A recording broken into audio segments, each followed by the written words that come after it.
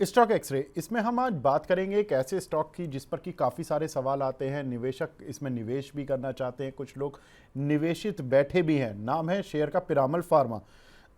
इस कंपनी के कल नतीजे आए थे। नतीजों में देखो, एक चीज़ है, रेवेन्यू आपको लगभग 0.1% गिरता हुआ दिखाई दिया। कंपनी का नेट लॉस दिखा 8.8 करोड़ का, as compared to profit of 154 crore. लेकिन यहाँ पर कैच है, देखो सब रेड दिख रहा है। EBITDA down 18%, EBITDA margin down करीब 20.4 से 16.7%। तो कहीं ना कहीं आपको सब चीज़ें डाउन होती हुई दिख रही हैं। लेकिन इसमें कैच था 176 करोड़ रुपए का एक्सेप्शनल आइटम। अगर उसको हटा दें तो कंपनी का आपको प्रॉफिट भी दिखता, एडजस्टेड प्रॉफिट जो होता वो पॉजिटिव रहता। ये इंपॉर्टेंट कैच है। दूसरा कि कंपनी कह रही है, हमने कल भी बात की थी पिरामल फार्मा पर, मैंने बताया भी था कि यहाँ पर हो सकता है कि ये क्वार्टर इनका टर्न अराउंड होता हुआ दिखे, और ऑपरेशन फ्रंट पर ये टर्न अराउंड होता हुआ दिख रहा है कंपनी की तरफ से। क्योंकि कंपनी कह रही है कि जो इनका एक इशू चल रहा था वो था इन्वेंट्री। इनकी कुछ इन्वेंट्री थी, वो उसकी ये डीस्टॉकिंग करने में लगे हुए थे, और इन्होंने कहा वो लगभग अब पूरी हो गई है, Q4 से हमारा टर्न अराउंड शुरू हो गया। ये कमेंट्री इन्होंने Q3 में बोली थी। मैंने बताया भी था कि शायद Q4 से टर्न अराउंड होगा, उस समय भी हमने स्टॉक एक्सरे किया था। और वहाँ से ये शेयर 100, आई थिंक उस समय 160 था, फिर 140-50 तक आया मार्केट गिरने पर, और फिर ये आकर खड़ा 160-65 की रेंज पे हो गया। अब इसमें जो महंगा, जो सबसे प्रॉब्लम वाला पार्ट था वो हट गया, इन्वेंट्री डीस्टॉकिंग वाला। दूसरा एक्सेप्शनल एक्सपेंस है, उसकी वजह से टर्न अराउंड हुआ। अब आगे सुनिए। FY26 में कंपनी ने 94 मिलियन का विस्तार पर खर्च किया, और लेक्सिंगटन ऑन रिवर व्यू के विस्तार पर कंपनी करीब $9 करोड़ इस साल भी खर्च करने जा रही है। तो एक्सपेंशन मोड पर कंपनी लगी हुई है। कंपनी की खुद की गाइडेंस है कि भाई FY27 में हमारी जो ग्रोथ है वो पटरी पर लौट आएगी। तो ये सबसे इंपॉर्टेंट स्टेटमेंट है कंपनी की साइड से। और साथ ही कंपनी कह रही है कि भाई हम पे 4200 करोड़ रुपए का कर्ज है, कर्ज में हमारे कोई कमी या बढ़त नहीं देखने के लिए मिली है, वो स्टेबल चल रहा है। वैल्यूएशन देखें तो MOSL के हमने एस्टिमेट्स देखे थे।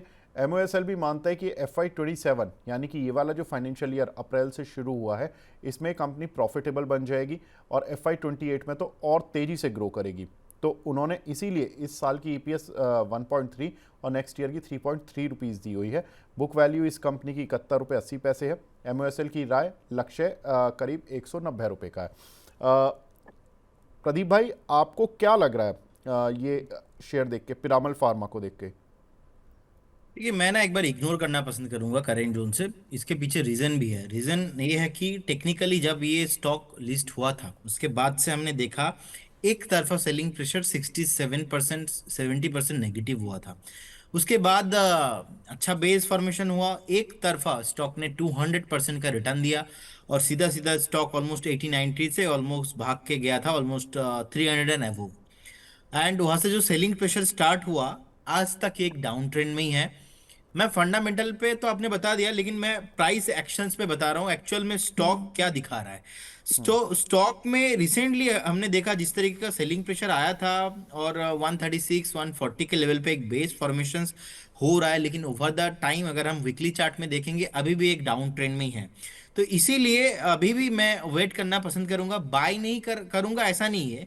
मैं थोड़ा महंगा खरीदूंगा, ज्यादा इसमें मुझे कंफर्ट और चाहिए, और थोड़ा मुझे मैच्योर बायर्स इसके अंदर चाहिए। तो कहीं ना कहीं 230 एक जोन है मेरे लिए। 230 एंड अबव अगर क्लोजिंग मिलता है तब जाके मैं बाय करने में कंफर्टेबल हूं। Before that I am out, मैं इसमें अभी ट्रेड नहीं करूंगा। और इंटरेस्टिंग फैक्ट ये भी है कि जब इसने अपने 200 डीएमए क्रॉस किया था ऑलमोस्ट 2023 के आसपास, उस टाइम पे स्टॉक ने लगातार एक तरफा एक हायर हाई फॉर्मेशंस बना के अप ट्रेंड में था। और फिर से जो 200 डे में ब्रेक हुआ है ऑलमोस्ट, मैं देख रहा हूँ 24 मार्च 2025, उसके बाद कभी भी अपने 200 डीएमए के ऊपर सस्टेन नहीं हो पा रहा है। तो अभी भी ऑलमोस्ट 178 180 के ऊपर अगर सस्टेन होता है तब जाके यहाँ पे स्ट्रेंथ मिलेंगे। लेकिन मैं बाय करूंगा 230 एंड अबव। 230 के ऊपर क्लोजिंग होने में और 40% का अपसाइड इसमें बाकी रहेगा। मैं वो वाला जो अप ट्रेंड रहेगा उसमें बिलीवर हूँ, रादर देन मुझे ये 160 में लेके 180 में बेचना नहीं है, 160 में लेके 190 पे बेचना नहीं है। एक क्लियर है।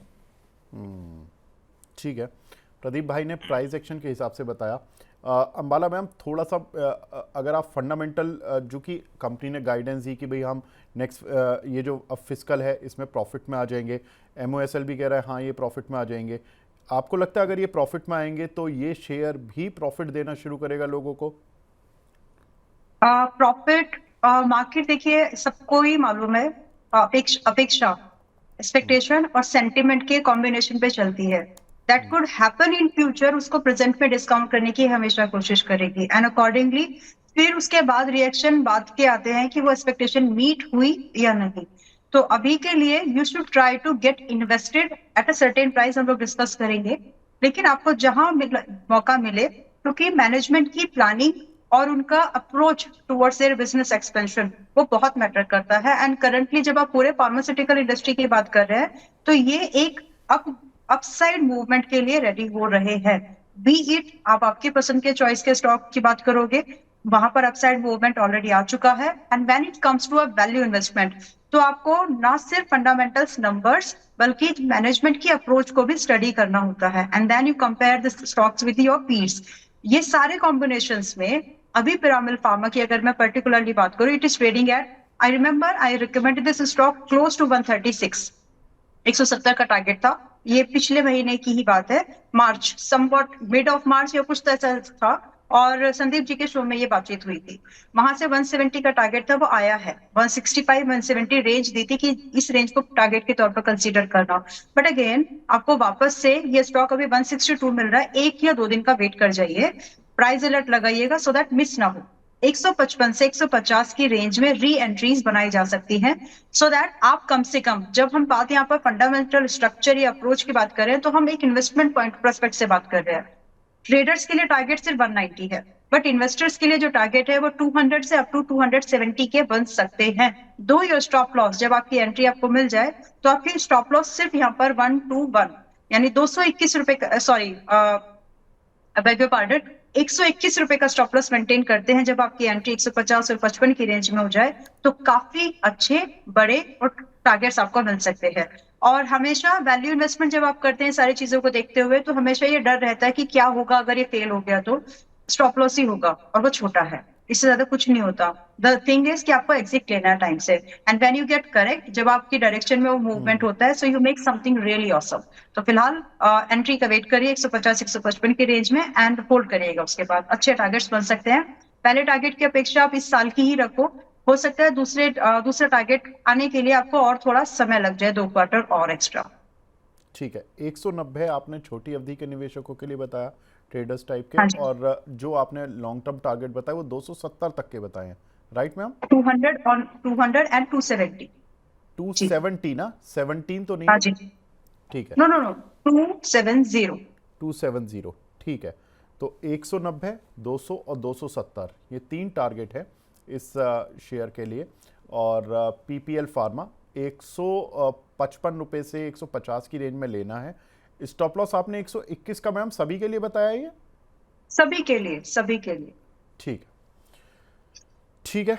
तो पीपीएल फार्मा पर देखिए, जो लोग रोज सवाल पूछते हैं उनके लिए हमने एक कोशिश की है, बाय ऑन डिप, और जब भी नीचे आता है कंफर्टेबल जोन में लेके और फिर इसको आप थोड़ा सा समय दे सकते हैं। ठीक है ma'am, thank you so much हमसे जुड़ने के लिए। प्रदीप भाई, आपका भी हमारे साथ जुड़ने के लिए बहुत बहुत शुक्रिया।